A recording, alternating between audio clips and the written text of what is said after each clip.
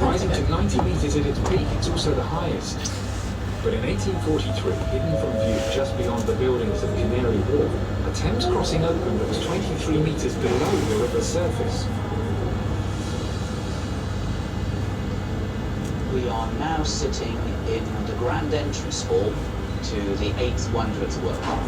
This is Isambard King of Brunel's first project. It's the first tunnel under a river anywhere in the world. Today, it is the oldest tunnel in the London Underground. It opened in 1843 as a pedestrian tunnel. And you have to remember the idea of walking under the Thames is like walking on the moon. And on the first day, there are 50,000 visitors, and the band of the Cloister of Arms, a patriotic museum.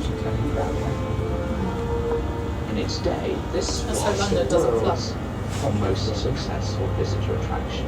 The water, if it's due at high tide, barrier opened. What Brunel did here, he created a cage for the miners to work in.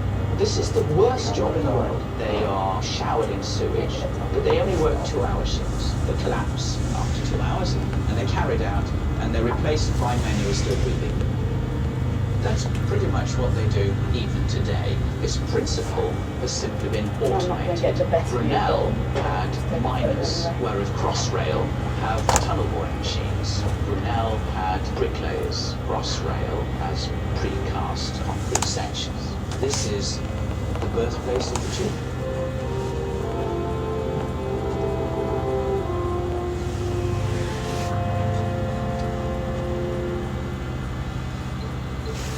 Looking east away from the city, you can see another impressive feat of British engineering, the Thames Barrier. It's one of the largest movable flood barriers in the world and has been protected.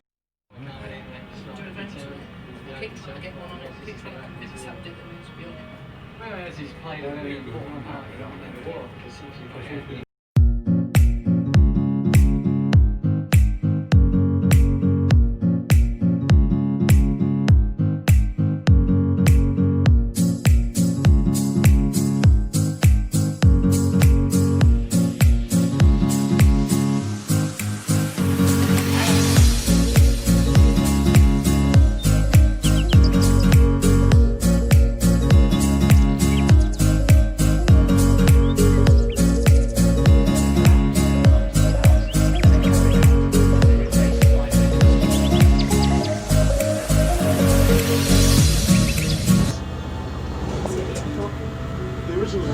he was to protect against the 1 in 1,000 floods in the year 2030. Yeah.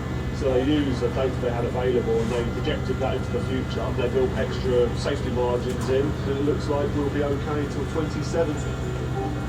The barrier is composed of 10 gates, the largest of which is 3,300 tons, approximately a third of an Eiffel Tower's worth of metal in each one, and they rotate into position. Is that where we're getting on that? The barrier protects against an area of land with about 1.25 billion people. If you're walking along the south bank, you can imagine another 3.5 metres of concrete obstructing your view. That's what the barrier protects against. The Port of London has been a centre for trade since Roman times. By the 1800s, it was the busiest port in the world, and a series of huge enclosed docks were built, surrounded by high walls, to protect cargo from thieves and pirates. We reached our highest point over there. Hardwich to City Airport, and the Museum of London Docklands is preserving the history of this crucial trading hub. The building we're sitting in was built in 1802. When it was built, it was the biggest warehouse in the world. The Romans first settled on the Thames. Obviously, the Vikings came after the Romans. And all throughout history, there's always been lots and lots of trade. There was loads and loads of piracy. In actual fact, there's a gibbet cage museum. He wasn't executed in a gibbet cage. He was hung, and then he would have been cut down, and then he would have been put into the gibbet cage. And there was accounts of 4 to 5 bodies hanging quite along the foreshore. So as the shipping were coming in, that was Do an adventure. I keep trying to get one on it. I keep trying to visit something and be on it. Whereas it's played a very important part in the war, because if you've got the infrastructure, you do all this information now. You can imagine the force of the bombing. and sometimes you had the sugar going up and catching light, and then at the very end of the buildings you had the rum going up and catching light, and it would actually make sleds off it. All the children would be around following along, scooping it up, taking it home. You can come into this area, you can walk around and you can see where all these things happen. The East End docks have undergone major redevelopment in recent decades. Royal Victoria Dock is now home to XL London, one of the largest exhibition centres in Europe. King George V Dock has become the grounds for City Airport. The Royal Albert Dock to the north of the airport is next for redevelopment. Royal Albert Dock used to be the commercial centre for the British Empire. Beef used to come from Argentina and other places, and it went on trains into London. But this was the meat store when the meat first came off the ships.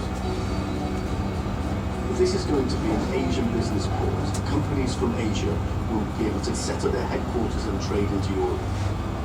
The city airport will allow business people to travel to and from European cities right here into Royal Albert Dock. Business leaders will be able to attend meetings in Paris and within 2 hours be back at their desks here in London. When this complex is finished, there will be 20,000 people employed in this area, and we'll be invigorating this area, we'll bring it alive again. It really is going to be very exciting.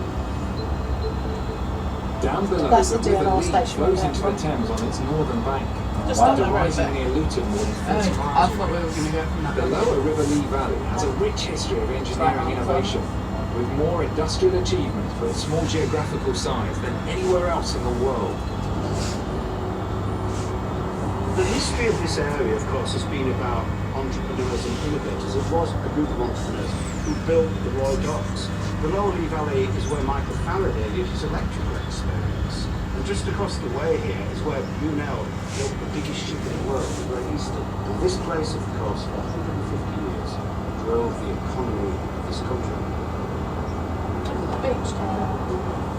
The post-industrial revolution, technological revolution, began Yeah, that's- in the Lee Valley in 1904 by a man called Professor Ambrose Fleming, and he invented a thing called the diary valve. All the electronic gizmos we have today can be traced back to this simple device. The first jet airline in the world was built at Hatfield here in the Lee Valley. Ferguson invented the first ever colour television. We have the Royal Small Arms Factory at Enfield. The Lee Enfield rifle was produced there. It wasn't Bergnon-Trent that made India Pale Ale. India Pale Ale was invented in London's Lee Valley by George Hodgson. So we've got a lot to thank the Lee Valley for. Next to the Emirates Airline Terminal is the Crystal, a building owned and operated by Siemens that was designed to be one of the greenest in the world.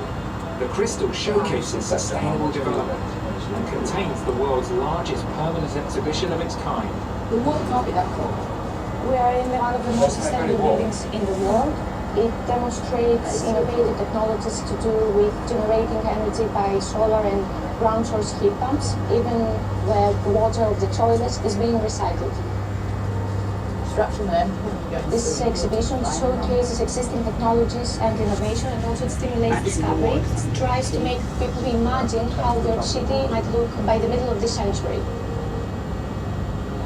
Exhibition centres in Europe. King George V Dock has become the grounds for City Airport. The Royal Albert Dock to the north of the airport is next for redevelopment. And innovators, it was a group of entrepreneurs who built the Royal Docks. The Lower Lee Valley is where Michael Faraday did his electrical experiments. And just across the way, The Crystal showcases sustainable development and contains the world's largest permanent exhibition of its kind. The world can't be that cold. We are in one of the most sustainable buildings in the world. It demonstrates innovative technologies to do with generating energy by And the DLR. Oyster, return and single. Thank you for flying the Emirates airline. Exit here for the XL Exhibition Centre, the Crystal, Royal Victoria Docks and the DLR. Oyster, return and single ticket holders, please alight here and exit to the left.